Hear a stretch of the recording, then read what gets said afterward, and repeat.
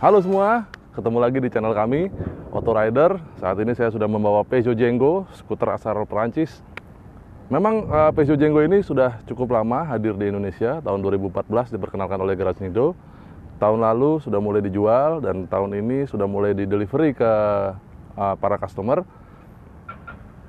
Memang kami sudah pernah mencobanya dan mengetesnya langsung, tapi hanya dalam bentuk tulisan. Nah, sekarang kami akan buatkan dalam bentuk video.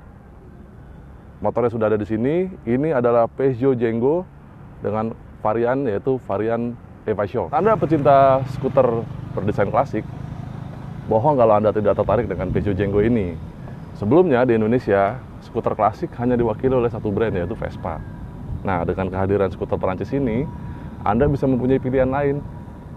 Lihat aja desainnya sangat klasik, didesain berdasarkan bentuk dari Peugeot S57C yang di-launching pada tahun 1958. Bentuknya mirip-mirip, panjang, klasik, lampunya bundar, tapi tentu dengan sentuhan modern. Misalnya dengan kehadiran lampu LED depan belakang. Juga Anda bisa lihat nanti desain speedometernya sudah canggih karena ada panel-panel digital dan sentuhan-sentuhan fitur-fitur lain layaknya motor modern. Peugeot Django ini dimasukkan oleh Garage Nido dalam 3 varian, yaitu Django Sport, Django Allure, dan Django Evasion. Pada Django Sport, yang varian paling murah, di belakang tidak ada jok, hanya semacam tempat untuk menaruh barang. Tapi Anda bisa ganti dengan jok seperti ini, Anda bisa belikan lagi. Lalu Peugeot Allure mempunyai top box di belakang sebagai peranti operasional, peranti standar. Sedangkan Evasion yang ada bersama kami saat ini sudah dilengkapi dengan fly screen dan rak depan sebagai peranti standarnya.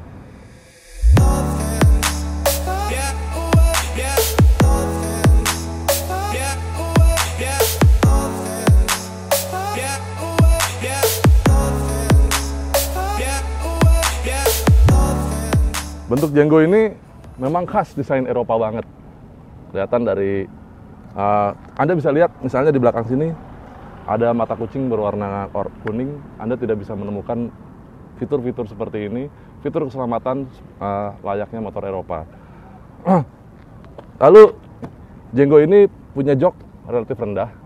Anda bisa lihat kalau saya duduk di sini, gigi saya 185 cm, sangat rendah joknya, tapi memang lebar sehingga kalau Anda duduk agak ke belakang, mungkin memang agak jauh menjangkau tanah karena kaki agak terbuka lebar. Tapi cukup nyaman duduk di joknya Django ini karena joknya empuk. Sudah begitu joknya panjang ke belakang. Pembonceng di belakang juga bisa merasakan kenyamanan yang cukup prima. Sudah ada footstep disediakan oleh Peugeot di sini. Anda cukup nyaman duduk di belakang. Ada pegangannya di belakang juga. Bahkan untuk membawa barang, Django ini cukup akomodatif karena decknya rata dengan antara kiri sama kanan tidak ada tulang di tengahnya. Lalu dia juga menyediakan semacam pengait barang di sini, mirip dengan skuter Italia yang ada duluan.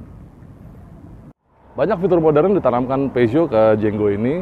Anda bisa lihat begitu Anda putar kunci kontak di speedometer, kelihatan speedometer digitalnya akan langsung menyala.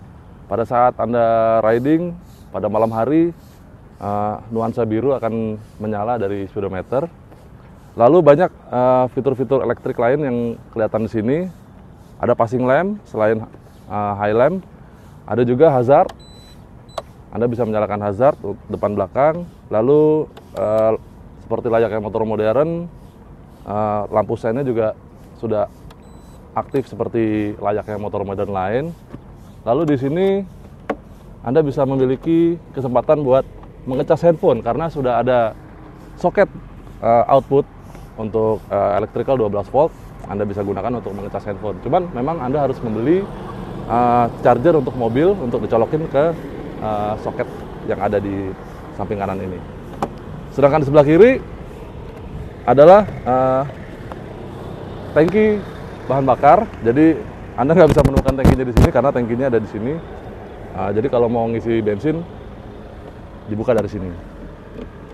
Lalu bagasi, Anda bisa buka dari depan. Bagasinya hanya di bawah jok depan saja. Jok belakang ini tidak bisa dibuka. Anda harus membuka dengan baut untuk menemukan posisi aki di dalam sini. Jadi tidak bisa buat menyimpan barang.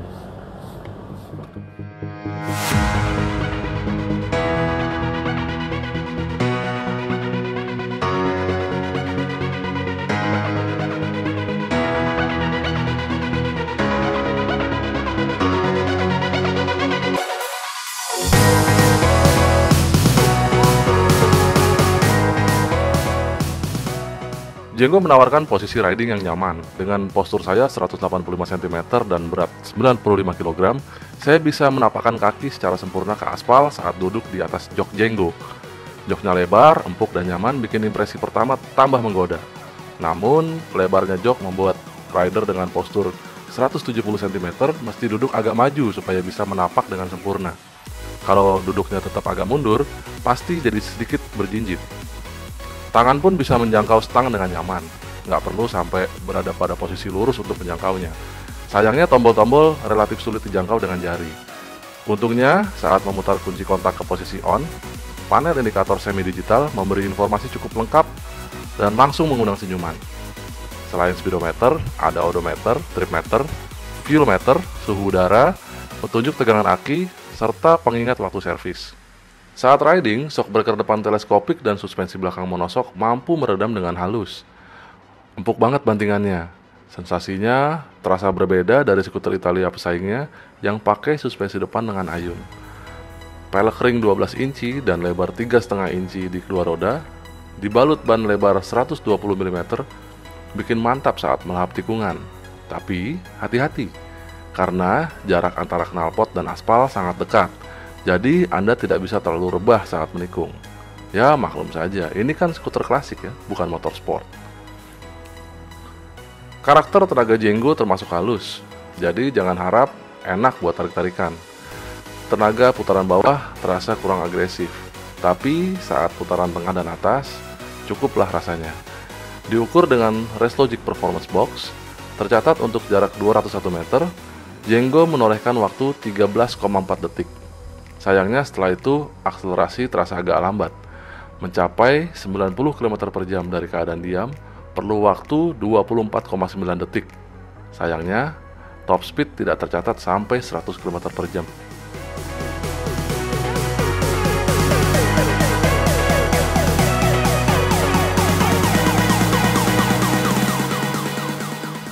Demikian semuanya review dari kami mengenai Peugeot Jenggo 2016 ini. Semoga bisa menghibur Anda, menambah referensi Anda bagi para pecinta skutik klasik. Jangan lupa untuk subscribe ke channel kami, berikan tanda jempol ke atas kalau Anda menyukai video ini, dan berikan komen-komen Anda di bawah. Anda juga bisa main-main ke website kami, Anda bisa melihat review motor-motor terbaru di motorrider.com, dan sampai jumpa di video berikutnya.